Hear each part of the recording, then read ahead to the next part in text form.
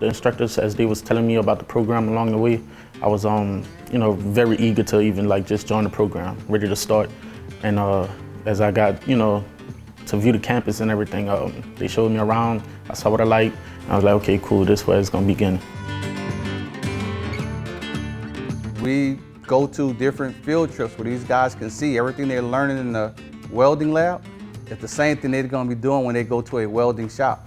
So I just love seeing the smile on their face when they realize I'm in school for a year, but what I'm learning in school is what I'm actually going to be doing in the field. GTAW, commonly referred to as TIG Welding. We run a course with that. That's 2 separate classes. It's sort of like an intro and like more of an advanced.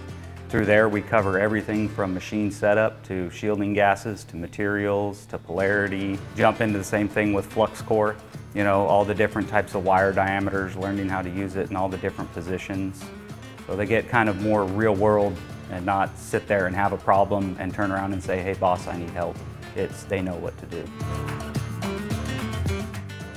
I'm ready to join the field and get my career started and going for better opportunities in life. I'm ready. I'm real ready.